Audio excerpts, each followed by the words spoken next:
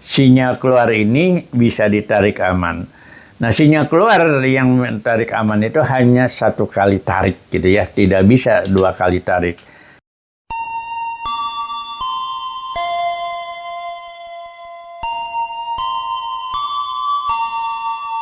Sebelum melanjutkan videonya, saya harap Anda tekan like dan subscribe untuk mendukung channel ini. Dan semoga Anda yang menonton sampai akhir dimudahkan rezekinya.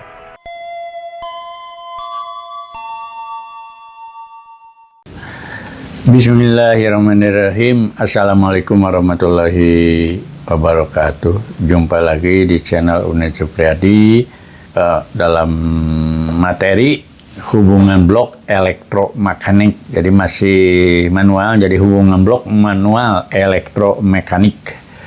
Yang seperti apa sih hubungan blok elektromekanik ini? Itu kalau sinyalnya sudah pasti pakai Siemens itu pakai lengan gitu ya. Lengan itu pakai Siemens mulai tahun 70-an udah mulai di perkereta api Indonesia sudah mulai pakai Siemens buatan Jerman gitu.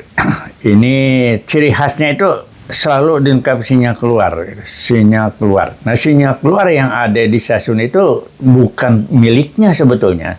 Jadi kalau saya jadi PPKA, pengatur perjalanan kereta api di suatu stasiun, ada sinyal keluar gitu ya, di kiri dan kanannya, maka sinyal keluar itu sebetulnya bukan miliknya gitu, tapi milik stasiun sebelah. Kayak yang kalau sebelah kiri milik stasiun yang sebelah kiri, kalau sebelah kanan milik sebelah kanan. Jadi kalau proses untuk bisa kereta api masuk ke petak blok antara sinyal keluar sampai sinyal masuk stasiun sebelahnya, yaitu kalau kemarin mungkin petak blok 1. Petak blok 1 itu antara sinyal keluar sampai sinyal masuk stasiun sebelahnya, maka hubungan blok dengan stasiun sebelahnya itu memijit sesuatu pelaksananya gitu ya, dengan memutar hand generator. Karena dulu itu di tahun 70 banyak stasiun yang belum ada listriknya. Jadi sekali ciri khas untuk hubungan blok elektromanual elektromekanik ini adalah mulai dilengkapi sinyal keluar. Nah, sinyal keluar ini, indikasi sinyal keluar ini adalah lengannya cuma satu gitu ya, jadi satu. Kalau ini bisa diangkat, berarti stasiun sebelahnya sudah memberi blok gitu ya, memberi aman, memberi blok. Jadi kalau minta blok, kemudian dijawab dari stasiun sebelahnya memberi blok, nanti ada tanda sudah minta blok, kemudian ada tanda sudah diberi blok, nanti sinyal keluar ini bisa ditarik aman. Nah, sinyal keluar yang tarik aman itu hanya satu kali tarik gitu ya, tidak bisa dua kali tarik. Seandainya sudah ditarik aman keluar, kemudian kereta api tidak berangkat, mungkin mogok, gangguan, bisa diturunkan lagi, maka untuk bisa berangkat kembali itu harus minta blok lagi.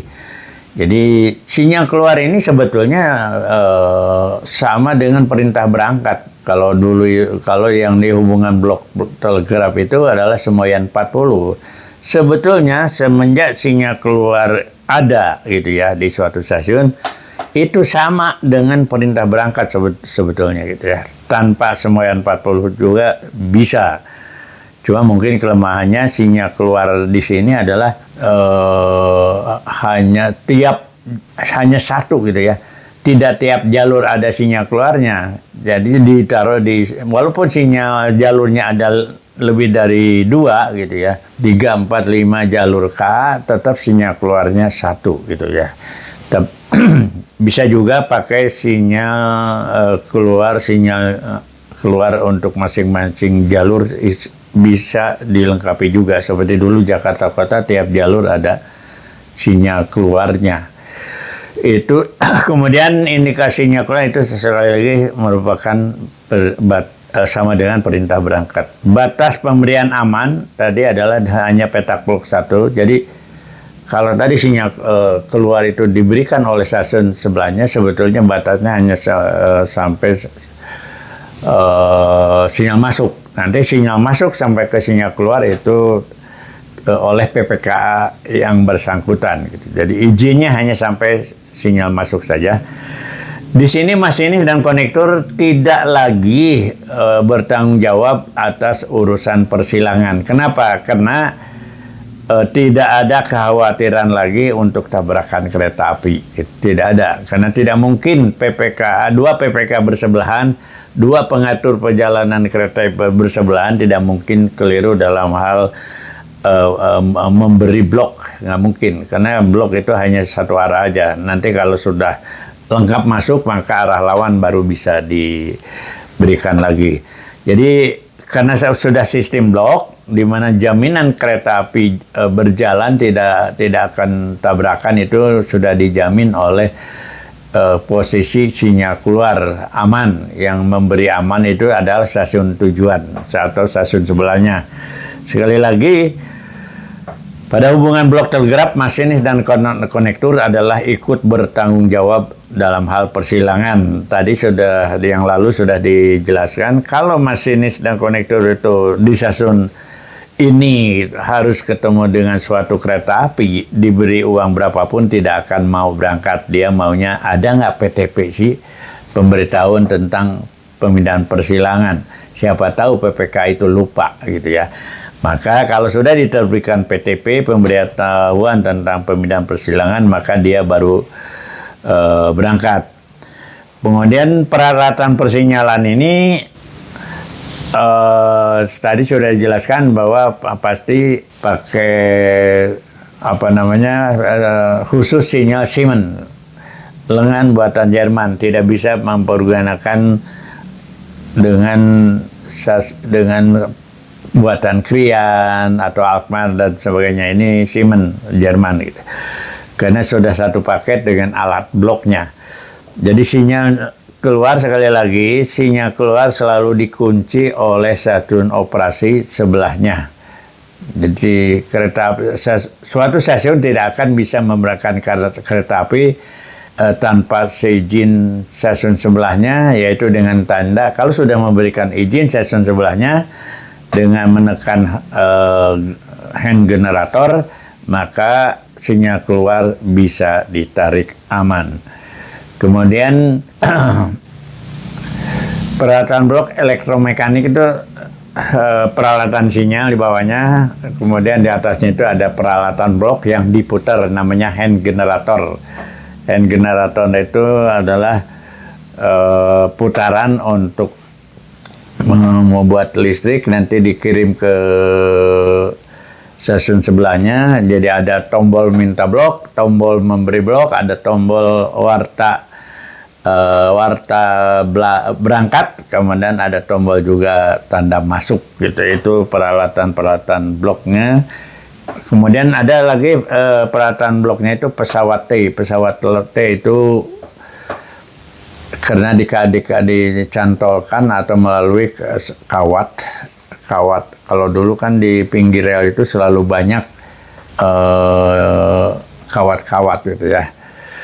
Nah, ada kawat T, kawat A, kawat B gitu. Kalau sekarang kan hampir tidak ada kawat lagi gitu ya.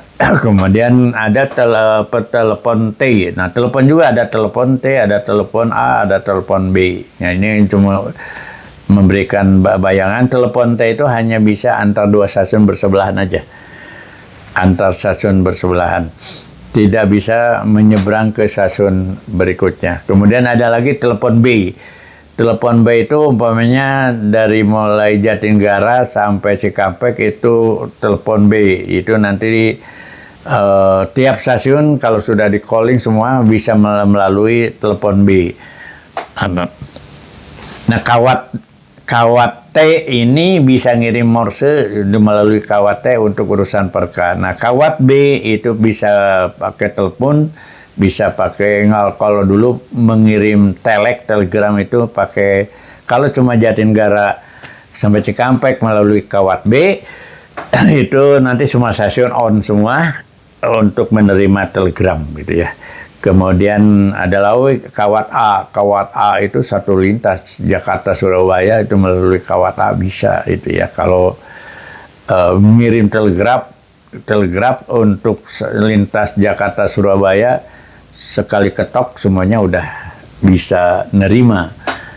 Mungkin di yang lalu itu alat tulisnya di mana sih? Itu ada kertas selebar ini, mungkin satu gulung itu panjangnya 100 meteran.